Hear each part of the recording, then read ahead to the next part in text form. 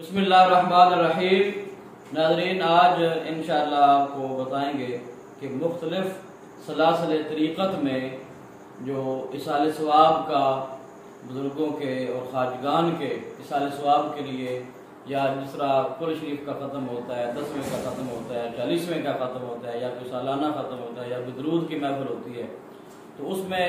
آپ کو ضرورت پڑتی ہے کہ ہم کسی قاری صاحب کو یا امام صاحب کو یا خطیب صاحب کو بلا کر جو ہے وہ ختم شریف پڑھوائیں اور دعا کریں۔ تو آج انشاءاللہ مختصر سے اس ویڈیو میں ختم شریف کا جو مکمل طریقہ ہے، یہ جو نارمل ہم ختم شریف پڑھتے ہیں، عموماً اس کو ختم غوثیہ بھی کہتے ہیں اور ختم قادریہ بھی کہتے ہیں۔ تو مختلف سلاسل طریقت جو ہے، بالخصوص ہمارا سلسلہ یا چشتیہ صابریہ جو ہے، اس میں جب ہم ختم شریف پڑھتے ہیں تو سورہ ملک جو ہے اس سے سٹارٹ لیتے ہیں۔ پہلے سورہ ملک کی تلاوت مکمل کی جاتی ہے، اور بعض اوقات ایسا بھی ہوتا ہے کہ دو بندے ختم شریف پڑھنے والے ہوتے ہیں، ایک بندہ ایک آیت پڑھتا ہے اور پھر دوسرا بندہ اس سے اگلی آیت پڑھتا ہے، پھر اس طرح باری باری یہ دو بندے جو ہیں یہ ختم شریف پڑھتے جاتے ہیں۔ تو ظاہر ہے یہ قرآن پاک کی ہی تلاوت اس میں کی جاتی ہے، تو جتنے زیادہ آیات بینات جو ہیں ان کی تلاوت کی جائے گی، جتنے زیادہ آیات پڑھی جائیں گی تو اتنا زیادہ جو ہے وہ ثواب ہوگا۔ تو سورہ ملک اگر یاد ہو، اور لازمی بھی نہیں ہے کہ زبانی یاد ہو تو تب ہی آپ نے پڑھنا ہے، آپ اوپر سے دیکھ کے بھی پڑھ سکتے ہیں۔ اور سب سے جو مختصر ترین جو طریقہ ہے ختم شریف کا، وہ یہ ہے کہ ایک دفعہ سورہ فاتحہ پڑھ لیں، 3 بار کل شریف پڑھ لیں، اس کے پہلے بھی اور اس کے اینڈ پہ بھی 3 مرتبہ یا 5 مرتبہ یا 7 مرتبہ طاق عدد میں درود شریف اس لیے کہا جاتا ہے، ورنہ جفت بھی ہو جائے، 2 ہو جائے، 4 ہو جائے تو کوئی حرج اور قباحت یا کراہت اس میں بھی نہیں ہے۔ لیکن چونکہ وہ حدیث پاک ہے کہ اللہ تبارک و تعالیٰ خود بھی اکیلا ہے اور وہ طاق عدد کو ہی وہ زیادہ پسند فرماتا ہے، تو اس لیے طاق عدد کا کہا جاتا ہے۔ تو سب سے مختصر یہ ہے کہ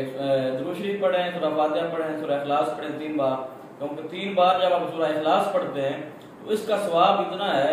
کہ یہ 1/3 قرآن پاک کا ثواب 1 مرتبہ سورہ اخلاص پڑھنے سے ملتا ہے۔ تو اگر آپ 3 بار پڑھیں گے تو پورے ختم قرآن کا ثواب اللہ تبارک و تعالیٰ کی طرف سے آپ کو عطا کیا جائے گا۔ تو لہذا ایک دفعہ سورہ فاتحہ، 3 بار قل شریف، اول آخر آپ درود شریف پڑھ لیں، یہ ہے مختصر طریقہ۔ اور اگر آپ جامع ختم پاک پڑھنا چاہتے ہیں تو سورہ ملک پڑھ لیں، یا کچھ احباب جو ہے سورہ حشر کی جو آخری آیات ہے، لا یستوی اصحاب النار و اصحاب الجنہ، یا پھر یہ پورا رکوع جو ہے سورہ حشر کا جو آخری رکوع ہے وہ بھی ختم شریف کی ابتدا میں جو ہے اس کو پڑھا جاتا ہے۔ اس کے بعد چاروں کل جو ہیں، سورہ کافرون ہے، سورہ اخلاص ہے، 3 مرتبہ پڑھتے ہیں، سورہ فلق ہے، سورہ ناس ہے، یہ چاروں کل پڑھے جاتے ہیں۔ سورہ اخلاص 3 بار اس میں پڑھی جاتی ہے۔ اس کے بعد پھر سورہ فاتحہ پڑھی جاتی ہے۔ سورہ فاتحہ کے بعد جو ہے سورہ البقرہ کی پہلی جو آیات ہیں، اولئک علی ھدی من ربہم واولئک هم المفلحون، یہاں تک یہ آیات جو ہیں سورہ البقرہ کی یہ آیات پڑھی جاتی ہیں۔ اس کے بعد مفلحون تک پڑھنے کے بعد جو دوسرے سپارے میں ایک آیت کریم ہے، وَإِلَٰهُكُمْ إِلَٰهٌ وَاحِدٌ لَا إِلَٰهَ إِلَّا هُوَ الرَّحْمَٰنُ الرَّحِيمُ، یہ پڑھی جاتی ہے۔ پھر پڑھتے ہیں اِنَّ رَحْمَتَ اللَّهِ قَرِيبٌ مِّنَ الْمُحْسِنِينَ۔ لیکن کچھ احباب کچھ سلاسل میں جو ہے وہ سورہ بقرہ کی پہلی آیات پڑھنے کے بعد وَإِلَٰهُكُمْ إِلَٰهٌ وَاحِدٌ لَا إِلَٰهَ إِلَّا هُوَ الرَّحْمَٰنُ الرَّحِيمُ پڑھنے کے بعد آیت الکرسی کی تلاوت بھی کرتے ہیں۔ پھر اِنَّ رَحْمَتَ اللَّهِ قَرِيبٌ مِّنَ الْمُحْسِنِينَ، پھر جو مشہور زمانہ نبی کریم صلی اللہ تعالیٰ علیہ وآلہ وسلم کے بارے میں جو اللہ پاک نے آیت نازل فرمائی ہے 17ویں سپارے میں، وَمَا أَرْسَلْنَاكَ إِلَّا رَحْمَةً لِّلْعَالَمِينَ، یہ پڑھی جاتی ہے۔ اس کے بعد پھر ما کان محمد صلی اللہ علیہ وسلم، جب تلاوت کریں گے تو اس میں پڑھنے والے کو درود شریف پڑھنے کی حاجت نہیں ہے کیونکہ تلاوت قرآن کی جا رہی ہے۔ ما کان محمد ابا احد من رجالکم ولکن رسول اللہ وخاتم النبیین وکان اللہ بکل شیء علیما ان اللہ وملائکتہ یصلون علی النبی یا ایھا الذین آمنوا صلوا علیہ وسلموا تسلیما، یہ 22ویں سپارے میں آیات ہیں جو ان کی تلاوت کی جاتی ہے۔ پھر درود شریف پڑھتے ہیں، اور کچھ سلاسل جو ہیں، اور بلکہ یوں کہہ لیں کہ جو اکثر جو بزرگان دین ہیں وہ یہاں پر درود شریف میں درود تاج جو ہے اس کو بڑا ضروری سمجھتے ہیں، اگرچہ فرض واجب نہیں ہے لیکن یعنی کہ اپنی محبت کے تقاضے کے مطابق سمجھتے ہیں کہ ہم نے لازماً یہ پڑھنا ہے درود تاج جو ہے۔ اس کے بعد پھر وہ 23ویں اس بارے میں جو ایک آیت 3 آیات ہیں مختصر، سبحان ربک رب العزت عما یصفون وسلام علی المرسلین والحمد للہ رب العالمین، یہ پڑھی جاتی ہے۔ کچھ احباب دعواہم فیہا سبحانک اللہم وتحیتہم فیہا سلام وآخر دعواہم ان الحمد للہ رب العالمین، یہ بھی پڑھ لیتے ہیں۔ یہاں یہ بات میں بار بار پہلے بھی میں نے عرض کر دیا ہے کہ یہ ساری آیات جو ہیں، کوئی بھی آیت ایسی نہیں ہے کہ جس کا پڑھنا فرض ہو یا واجب ہو یا اس کے بغیر ختم شریف نہ ہو۔ مقصد ایصال ثواب ہوتا ہے، چاہے وہ جتنا بھی میسر ہو آپ کو قرآن پاک کی تلاوت کہیں سے بھی ہو، ان آیات کے علاوہ بھی اگر آپ کہیں سے قرآن پاک کی تلاوت یا کچھ صورتیں آپ کو یاد ہیں تو وہ آپ پڑھ سکتے ہیں۔ کوئی فرض واجب یہ نہیں ہے کہ ایسے ہی طریقے پر آپ نے ختم شریف جو ہے یہ پڑھنا ہے۔ تو اینڈ پہ اللہ اکبر لا الہ الا اللہ اللہ اکبر اللہ اکبر وللہ الحمد، یہ اینڈ پہ ختم شریف جب ختم ہوتا ہے تو یہ آیات کی تلاوت کرنے کے بعد اینڈ پہ یہ کلمات جو ہیں اللہ کی جو تکبیر ہے وہ بیان کرتے ہیں۔ تو یہ پڑھنے کے بعد جو حاضرین ہیں، اگر زیادہ تعداد میں ہیں لوگ یا تھوڑی بھی تعداد میں ہیں، تو سب سے سورہ فاتحہ اور سورہ اخلاص پڑھوا لی جائے تاکہ اصال ثواب میں اور زیادہ حصہ شامل ہو جائے، اور زیادہ برکت شامل ہو جائے، اور زیادہ ثواب جو ہے مرحومین کے لیے پیش کیا جا سکے۔ تو اب جب سارا یہ پڑھ لیا تو ظاہر ہے ایک بزرگ جو ہوتے ہیں یا جو قاری صاحب ہوتے ہیں یا جو پیش امام ہوتے ہیں یا کوئی بھی ایسا